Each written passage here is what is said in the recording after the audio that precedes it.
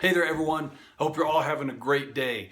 Three things I want to share with you this morning. First of all, if you were here last Sunday, man, what a great day it was. We had the baptism of two of our youth, two of the young women in our church. Wonderful crowd of folks here at Edwards as well as Beaver Creek. And if you weren't here, you're out of town. Sorry you missed it, but I hope you're going to be here this Sunday. I want to talk about my sermon this Sunday. Last Sunday, I started a new 3-week little mini series in the book of Psalms. And if you missed it again, I think by tomorrow, my message, it might even be today, be up online if you want to go and listen to that, just the sermons tab on our church website. But we talked about how in the Psalms, we see, kind of cheesy, but I'm calling it the original classic rock, that the Psalms were to the people of ancient Israel what your favorite music is to you today, that grabs you and that moves you and that connects with you on a deep, deep level of who you are. And that's what the Psalms are. They are written for music. They are poetic, artistic expressions of the human heart, expressing the reality of life as we know it in relationship to the ever-present goodness of God, even when life as we know it can be extremely difficult. And that's what Sunday is going to be about this Sunday. One of the types of Psalms that we see are Psalms of lamentation. And that's just a fancy word to say people crying out, sometimes brutally honest and frank to God about the difficulty and the hardness and the brokenness of life. And yet in that expression, always coming back and connecting to the faithfulness and the goodness of God and the power that perspective by faith of the goodness and faithfulness of God is our source of strength in that time of lamentation, in that time of brokenness and difficulty. And so Sunday, guys, I hope we have a wonderful group of people here, one wonderful crowd, because this is going to be a powerful day, not because of me and what I'm going to say, but just this scripture. We will see God inviting us, and we're going to provide time in the service for us to cry out a little bit. And especially if you're at a time in your life where there's something that's hard that's going on, or maybe just a sorrow or a sense of brokenness in your life, I ask you just to kind of prepare your heart that on Sunday to have the opportunity to very frankly and honestly, just in your own heart as I guide us through the service, of being able to say, God, and I apologize in advance to those of you who are offended by me using this word on a pastoral blog, God, this sucks, right? This, what I'm going through in my life right now, I don't get it. This is hard.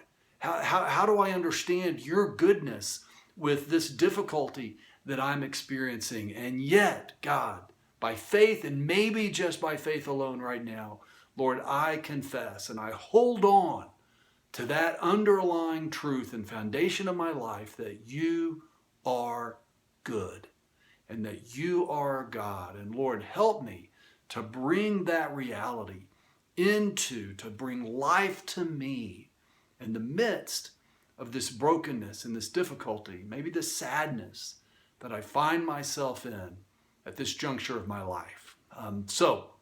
And I don't want to preach my sermon right now, but that's what Sunday's going to be about. And so going to be a very joyful time as well. So hope that you're here. The other thing that I want to get going in your minds, I've mentioned this in several of our services, but guys, on Sunday, September the 4th, we are kicking off our fall message series, which is going to take us all the way to the beginning of Advent.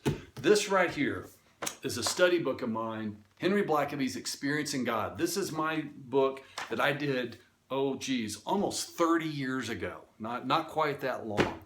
But Experiencing God, this is the new one that we're going to have, is a 12-week, actually almost 13-week, 5-day-a-week personal Bible study that then is going to have a group component, several different opportunities we're going to have for you to be a part of a small group. Our Sunday morning discipleship hour, the gathering time, will be one of the main of those. We might have another Down Valley or Up Valley group. We're still putting all the details together. But friends, hear me on this. This study is 14 years I've been the pastor here at Trinity. We've done book studies. We've done different type of studies. But as a church, we've never endeavored to try to really bring as many of us together to go through a study this significant. Again, it's a 5 day, it's a personal daily Bible study that we reconnect together in a group study, and on Sunday morning my messages are going to track with it. This has the power, if we really do it and really engage it and have a level of commitment to it, you as individuals, to really go through it as we go through it together as a church. Man, this has the potential to be a powerful, powerful experience for us as a church. And I'll just give you a word of warning.